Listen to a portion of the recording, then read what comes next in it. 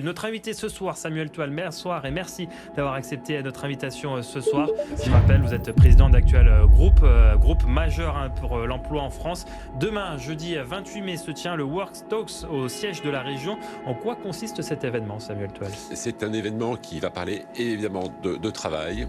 On souhaite que cette thématique du travail qui touche finalement la plupart des hommes et des femmes soit traitée de façon un peu différente de ce qu'on entend au quotidien dans l'actualité. Et je mesure l'importance dans les échanges avec les publics que nous accompagnons, de l'importance du travail dans la vie de chacun. Et c'est ça que je veux aussi qu'on fasse ressortir, parce que le travail en France, ce n'est pas que un problème, il y a aussi de très belles choses autour de ça. Finalement, le travail fait encore recette. Quand on donne la parole aux bonnes personnes, à ceux qui font, qui sont acteurs et qui composent, ils ont des choses à dire sur le sujet. Et c'est ça qui m'intéresse particulièrement.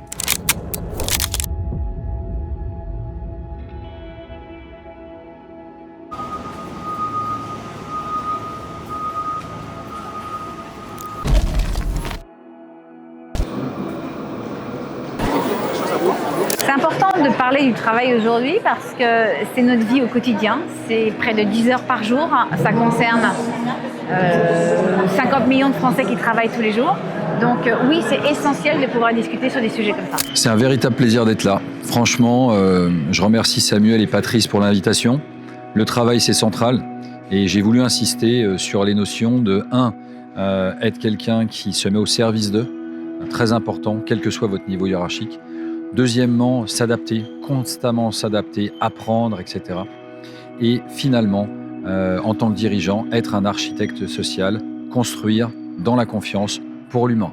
Pour moi, c'est très important de prendre la parole aujourd'hui parce que je vais donner ma version du travail. Tout simplement parce que aujourd'hui, c'est la vision positive de l'emploi. Pour remettre la dynamique travail au centre des débats. Le travail reste fondamental. Le travail, il faut continuer de le valoriser. Le travail, c'est structurant. Et également, j'ai pu intervenir sur le management comme levier de transformation, qui était également un élément central, notamment pour pouvoir mobiliser donc les différentes catégories de personnes, de managers, de cadres. Et donc, on était ravis de pouvoir également participer à cet enjeu-là. Je pense que notamment pour moi, étant jeune, c'est une opportunité de pouvoir rencontrer des gens avec énormément d'expérience. Il est important pour Scalade d'être présent aujourd'hui parce que la compétence, c'est essentiel.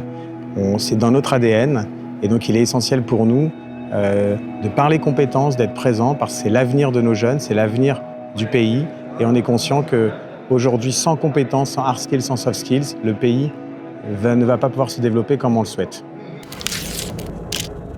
Bienvenue à vous. Bienvenue pour cette première édition des Work Talks. On m'a dit faire venir 1200 personnes. Une journée comme ça du mois de mai en pleine chaleur, dans une salle pleine comme ici, vous pouvez vous applaudir pour démarrer déjà. Ça fait plaisir. Mesdames et messieurs, je vous demande d'accueillir le président du groupe Actuel et vice-président du MEDEF national, Samuel Toile. Merci à tous, je suis ravi d'être devant vous. C'est vrai que cette salle est impressionnante, cet amphithéâtre. Merci évidemment à la région de nous accueillir ici. C'est très important pour nous d'être reçus dans l'hôtel de région. Le travail est au centre de beaucoup de choses, pour ne pas dire de tout. Le travail, pour les hommes et les femmes, ça occupe une place évidemment très importante dans la vie. On va prendre plein de bonnes ondes, de bonnes choses qui, je pense, nous nourrira tous collectivement. C'est ça l'objectif de cette initiative, de cet événement, qui, de mon point de vue, je le dirai certainement un petit peu plus tard, est forcément le début de quelque chose. Je ne sais pas encore précisément quoi, mais je sens qu'autour de ça, dans la période dans laquelle nous sommes, on peut aller encore un peu plus loin et continuer à tirer le fil de ce que l'on est en train de bâtir ici, à Lyon, aujourd'hui. Voilà, merci à tous pour votre écoute. Merci surtout de votre présence, parce que c'est la réussite d'un événement comme ça, c'est aussi grâce à la présence des uns et des autres. Et merci Patrice, merci Ludivine. Ce média, parmi toutes ses vocations, au-delà d'informer sur un secteur spécifique, celui de la cuisine équipée, qui est un gros marché en France, a aussi une vocation de mettre en avant des entreprises, des femmes, des hommes, des produits et des métiers, et donc le travail. Alors, le problème de la transformation, c'est qu'elle ne se décrète pas, elle se vit. Et en fait, ce que l'on attend du manager, c'est de la rendre possible. On pourrait le synthétiser en disant que finalement, le manager, c'est le point de passage, c'est la courroie de transmission entre l'intention et l'action. En fait, c'est par son engagement que la transformation va devenir crédible. C'est par son animation qu'elle va devenir concrète. Et c'est par sa capacité à donner du sens qu'elle va devenir désirable. Parce que Patrice le disait très bien, c'est bien d'être dans les idées, mais c'est bien aussi d'être dans le très concret. Et je vais vous dire qu'aujourd'hui, en France, on traite mieux les déchets qu'on ne traite les candidats, puisqu'au moins les déchets, on essaye de les revaloriser. Peut-être juste terminer par un point qui est important aussi, c'est qu'on a de plus en plus de PSE en ce moment, on a de plus en plus d'entreprises qui sont en difficulté, qui doivent se séparer de collaborateurs. Cette logique de recommandation, c'est aussi une façon d'accompagner de façon humaine et bienveillante des collaborateurs qu'on a formés pendant des années à ce qu'ils retrouvent beaucoup plus rapidement un emploi dans d'autres entreprises du même bassin. En 2019, quand j'ai ce que je pensais badger pour la dernière fois de chez Michelin, qu'un conte de fées allait m'attendre, et c'est l'histoire que je vais tenter de vous raconter en essayant de craquer le moins possible. Comme je vous l'ai dit, j'ai fait 43 années chez Michelin, donc en tant qu'ouvrier, et forcément dans une carrière qui compte 43 années, il y a des hauts et des bas, et j'ai connu le très bas. Et moi, je suis percuté par le plan social, mais c'est pas tant le plan social, c'est que le motif du N+2 qui m'annonce ça me dit, Monsieur Frixon, je suis votre N+2, bon, ça je le savais, et en même temps, je m'occupe du service du nettoyage, et il n'y a aucune personne, hormis vous, qui n'a pas de diplôme. Et il continue et il dit, est-ce que vous pensez que j'ai besoin d'une personne telle que vous? Est-ce que vous pensez que la manufacture Michelin a besoin d'une personne telle que vous? Non seulement pour moi, vous êtes un inutile, et surtout il m'achève et il me traite de parasite. Et là, il me dit, à partir de ce moment,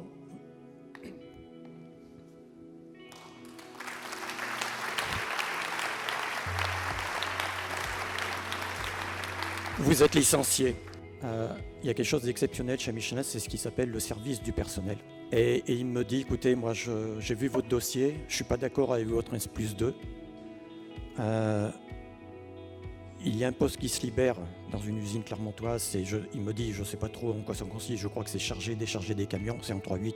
Est-ce que vous prenez ou pas? Sinon, si vous ne prenez pas, je ne peux plus rien pour vous. Et là, je n'ai qu'un regret, c'est que je n'ai pas pu lui dire merci dans l'instant. Et j'ai voulu écrire à mes enfants la vie de leur père depuis le premier jour au dernier jour, et je me souvenais de tout, je ne sais pas pourquoi, et je me mets à l'écriture. Et au bout d'un an et demi, je pense que le livre est terminé, et je tape à partir de mon ordi à Clermont-Ferrand, mes recherches maison d'édition Auvergne-Rhône-Alpes. Et il en défile tant et plus, et j'en fais 9. Pourquoi je ne suis pas allé à 10, j'en sais rien. Et il y a 6 maisons d'édition qui voulaient le manuscrit, ou ce qui devait être le futur manuscrit.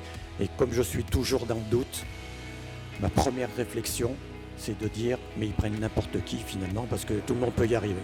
Je n'ai jamais demandé l'autorisation à Michelin d'écrire le livre. Moi, Jean-Christophe Guérin, qui est à ma gauche, vous savez, je ne suis pas là pour cirer les chaussures des gens, mais quand il faut dire merci à des personnes, parce que l'histoire s'ouvre parce qu'il m'a tendu la main. Il lit le livre, son assistante m'appelle.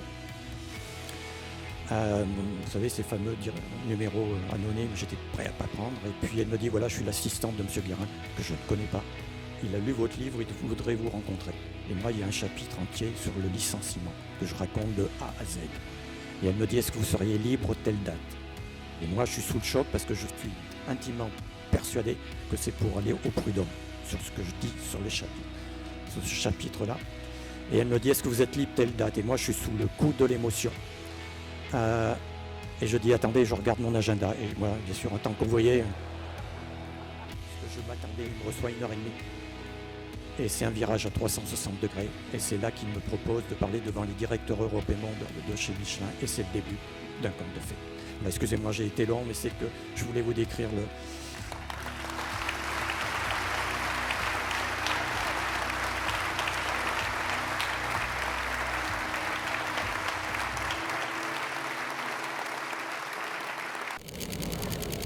Alors dites-nous en un mot comment vous avez trouvé cette matinée.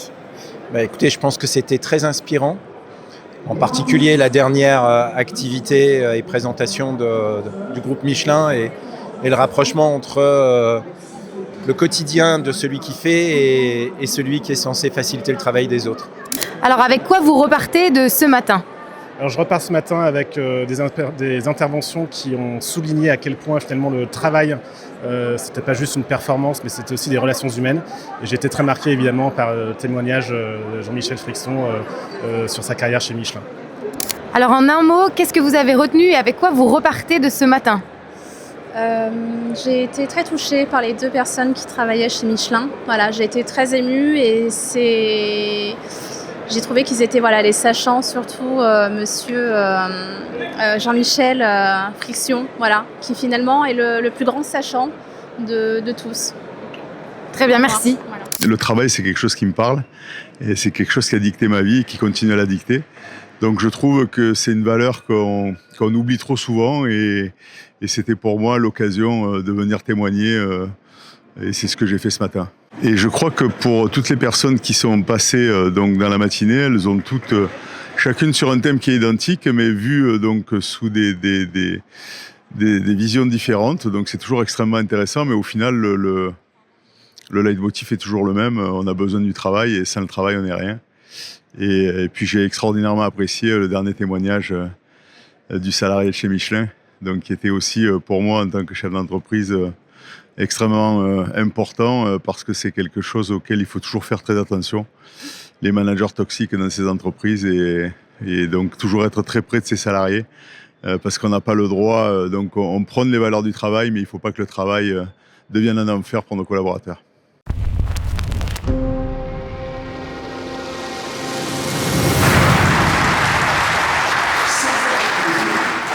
Je trouve que ces mots travail sont devenus un peu trop lourds, un peu trop fatigants, un peu trop mal usés, mal interprétés. En fait, on parle du travail comme une peine, comme une douleur, comme une épingle. Et je me suis dit dans ma tête, est-ce que vraiment je veux vivre ma vie en subissant mon travail ? Aujourd'hui, on recrute énormément sur les hards, le diplôme, le CV, les expériences, mais on licencie presque toujours sur les soft skills, le comportement, l'attitude, la capacité d'adaptation. Et là, je reviens au sport. Aujourd'hui, le sport, c'est peut-être la plus grande école des soft skills. Et je vais même aller plus loin. C'est peut-être le plus grand vivier sous-exploité au monde des soft skills. Je pense que diriger dans un monde fragile, déjà, c'est intégrer cette fragilité dans la réalité de notre quotidien de l'entreprise. Je trouve qu'on entend encore trop cette fameuse phrase que j'aime pas du tout, qui est « on laisse ses casseroles à l'entrée ». Je pense que c'est illusoire, voire contre-productif, de se dire que chacun laisse ses angoisses ou ses émotions aux alentours de ce monde fragile avant de rentrer dans son entreprise le matin, et ça au service d'un engagement durable et du coup au service d'une performance. On ne le fait pas ni que pour l'engagement ni que pour la performance, mais c'est vraiment un ensemble qui nous permet d'avancer. Du coup, je pense que pour travailler ce sujet-là en tant que dirigeant, il faut vraiment qu'on l'intègre. Et l'intégrer, c'est trouver comment dans son organisation, au regard de ses enjeux business, de son projet d'entreprise, de la morphologie de sa population et des centres d'intérêt de ses collaborateurs, comment je recrée des zones d'appui, des zones de réassurance qui vont permettre d'atténuer cette fragilité extérieure, parce que comme le disait Anthony précédemment, moi aussi je suis convaincue qu'à l'intérieur de l'entreprise, il se passe encore plein de belles choses et qu'on peut influer à l'intérieur pour que tous les matins nos collaborateurs arrivent avec l'envie de travailler et de s'engager. Et sur la partie manuelle et puis sur la perte de l'IA, etc., qu'est-ce que ça fait ? En fait, il faut retenir deux choses très simples. Il y a deux modes opératoires. Il y a celui qui accompagne, qui complète. Ça peut être une chaise, ça peut être un squelette qui accompagne. Et puis, il y a l'autre partie, c'est celle qui se substitue. Donc là, c'est un peu plus gênant. Voilà. Et ce réflexe de dire l'IA, la machine, la modernité, ça va trop vite, finalement, on va se faire manger par tout ça, ce qui est faux. Voilà. Par contre, ça va beaucoup bouger. Et au niveau de la partie manuelle, alors c'est un vieux, les gens qui ont un peu de culture techno, en 70, alors je ne sais pas s'il y en a qui s'en souviennent, on parlait de système expert. Ben, c'était déjà le démarrage, par exemple pour les TCL, de dire comment peut-on faire pour quelqu'un qui n'a pas eu la chance de faire une formation, mais d'opérer quand même pour faire du diagnostic dessus. Donc il y avait déjà dans les années 70.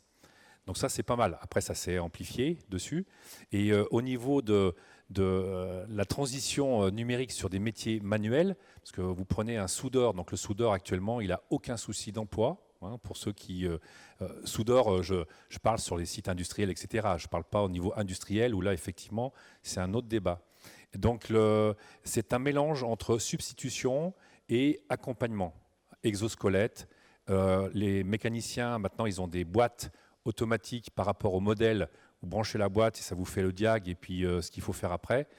Et ce qu'il faut, c'est intégrer en fait l'évolution. Je suis pilote de planeur depuis 12 ans, j'ai un peu plus de 1200 heures.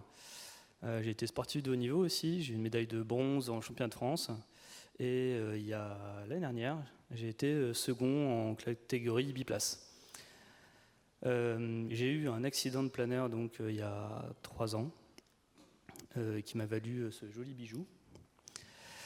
Ça n'a pas toujours été facile, forcément, il y a eu des gros moments de doute, surtout que quand on est en éducation et qu'on parle d'un métier du coup manuel, qui dit imposant pour le corps, qui dit même demandant pour le corps, et on a tendance à, même la médecine, même si je ne lui reproche rien, elle est très bien la médecine, je suis encore en vie pour ça, mais elle a tendance à nous cibler vers des métiers qui ne sont pas du tout manuels, parce que justement le corps a été abîmé et j'en suis, on va dire, à la preuve même vivante qu'un métier manuel, même en situation de handicap, on peut le continuer, on peut rêver d'un métier manuel comme moi je fais. Et je dirais même que le problème que j'ai, c'est que moi c'est même plus un travail, c'est une passion. Et Coluche qui disait à l'époque, le travail que lui fait, il ne le considère même plus comme un travail, puisque pour lui, c'est une façon un peu de s'amuser. Donc à l'époque, on disait que le travail, c'était mauvais aussi, il y avait une mauvaise vision du travail. Mais là, aujourd'hui, moi, mon travail, c'est une chance de vie. C'est vraiment tout un écosystème qui est autour de moi. Il y a le côté planeur qui est pour moi une grande famille. Il y a le côté du boulot qui me prend énormément de temps, mais parce que ça, c'est mon côté un peu perfectionniste qui m'oblige à passer beaucoup de temps à ça. Et du coup, les technologies, s'il n'y avait pas celle-ci, c'est vrai qu'on serait sur des complications sur des profils actuels qui seraient énormes, puisque on n'est pas capable, l'humain en tout cas, de travailler sur du micron, sur vraiment une perfection plus que nécessaire sur ces performances, parce que c'est quand même des jouets, parce que ça reste un loisir, parce qu'il c'est pas monétisé. Les planeurs récents, c'est 350 000, 450 000 euros pour un planeur. Donc quand on fait du travail dessus, c'est une œuvre d'art. C'est vraiment il faut un état de finish qui soit vraiment impeccable.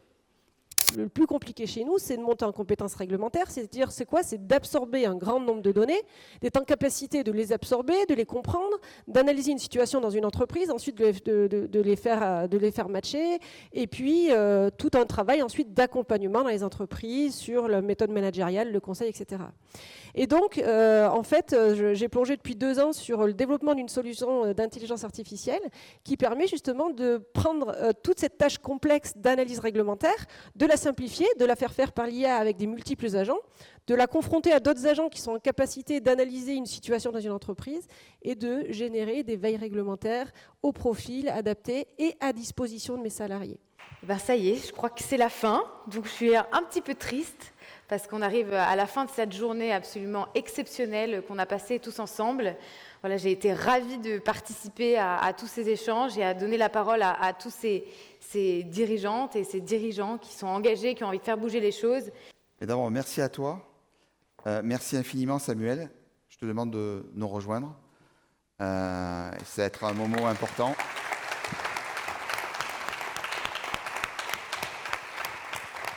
Je sens qu'il se passe un truc. Ouais. On va pouvoir je pense, faire un petit peu de bruit sur cette nouvelle notion, enfin, sur cette notion de travail qui nous est si chère. Voilà, merci à tous. Merci beaucoup.